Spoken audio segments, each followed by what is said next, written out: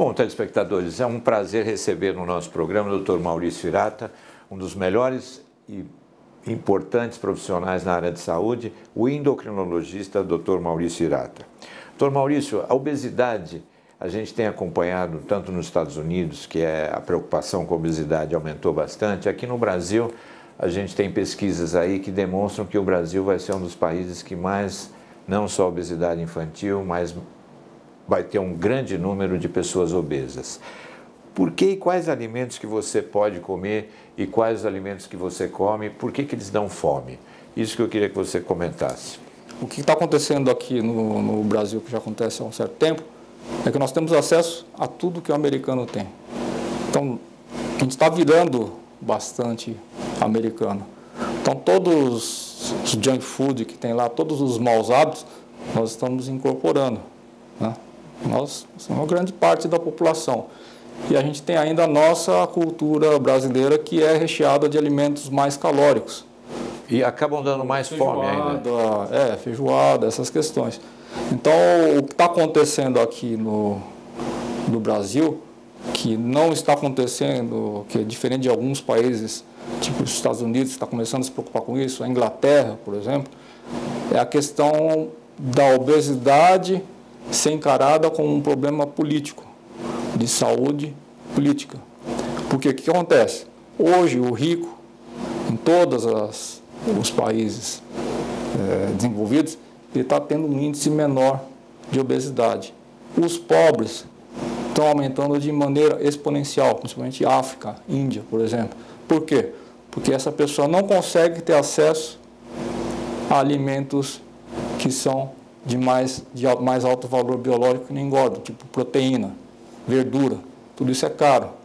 Fora isso, como é que você vai falar para um paciente, uma pessoa que é pobre, fazer ginástica, se ela tem aquela rotina extenuante e para fazer exercício tem que pagar? Doutor Maurício, vamos falar agora, o brasileiro está tendo mais acesso a produtos de alimentos, né? Biscoitos, bolachas, doces, macarrão, carboidrato, enfim. Por que e quais são os alimentos que as pessoas comem, que nós comemos, que acabam também dando mais fome ainda? Isso é muito interessante, né? Então, por exemplo, você pega uma bolacha crocante, uma batata frita. Você não consegue comer uma. Quem consegue comer uma? Não consegue. Por quê? Porque quando você come esses alimentos crocantes, ele dispara um estímulo do cérebro e do estômago, é comandado principalmente pelo estômago, que aumenta a produção de insulina. E isso vai deixando a gente mais faminto. Então é impossível você comer um só por causa desse estímulo químico. Outra questão são os doces, né? Doce também. O doce ele aumenta a sensação de serotonina no seu cérebro. Então dá aquele bem-estar. Outro alimento que tem uma ação interessante no apetite é o álcool. O álcool. Então, você vai em qualquer restaurante, dificilmente você acha um restaurante que não tem álcool. Por quê? Primeiro, porque ele aumenta o apetite. Segundo, é que ele dobra a absorção de calorias. Então, a absorção de calorias ela é mais elevada com a questão quando você junta qualquer alimento com o álcool. E o que causa essa mistura a médio e longo prazo? A questão... Porque é prazeroso. É prazeroso. A questão do álcool, por exemplo, do vinho, o vinho tem milhares de estudos que comprovam que ele faz bem para a saúde.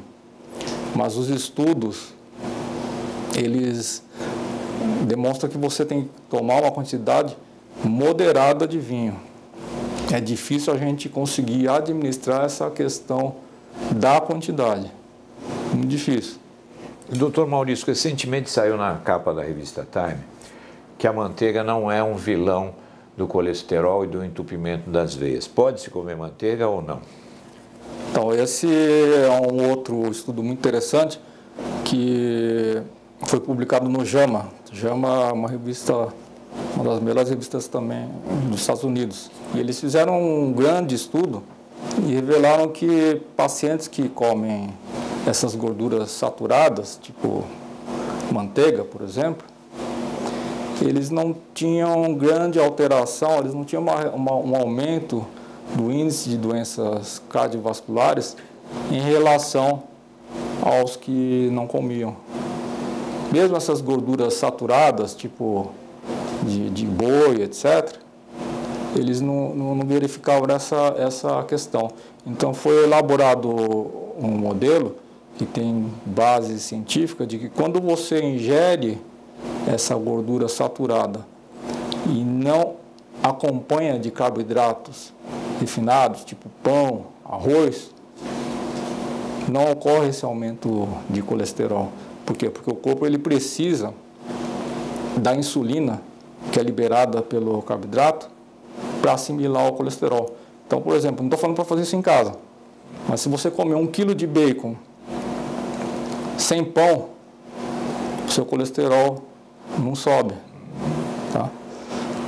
Então é uma combinação que causa a produção do colesterol. É combinar a gordura, um pãozinho com manteiga, que todo mundo adora. Você pode comer manteiga, mas o pão não. Por quê?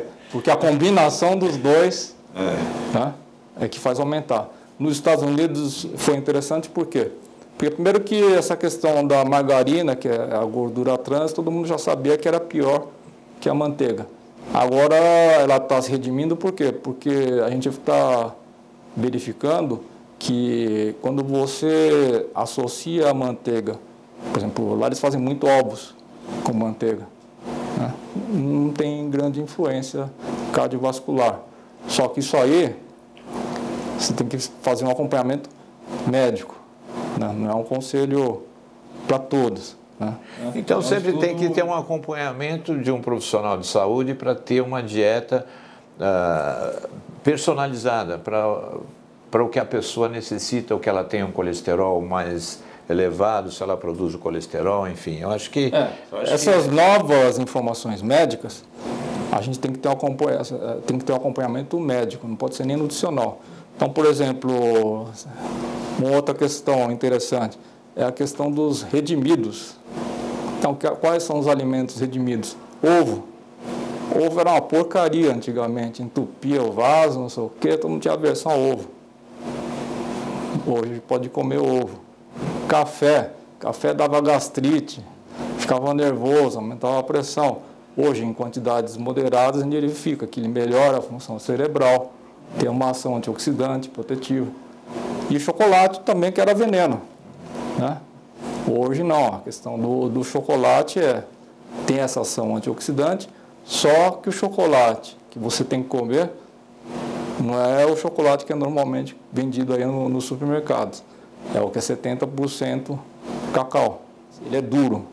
Quando você come um chocolate molinho, normalmente ele tem gordura trans, que é a gordura que entope o vaso mais rápido do que o colesterol. Então, mas essa questão dos redimidos. Hoje tem vários alimentos que a gente está repensando. Agora, não é para comer manteiga, essas coisas, sem perguntar para o seu médico. São fatores novos que a gente está estudando, né? Então tem que ter uma supervisão médica. Bom, eu acho que a importância de você ter um profissional de saúde acompanhando, principalmente quando você resolve ter uma atitude de emagrecer, de estar melhor quando chega ao verão, além de fazer exercício que faz bem para a saúde, é ter um acompanhamento de um profissional médico. Muito obrigado por estar aqui conosco. A gente vai para um rápido intervalo e voltamos em instantes com mais Radar Television.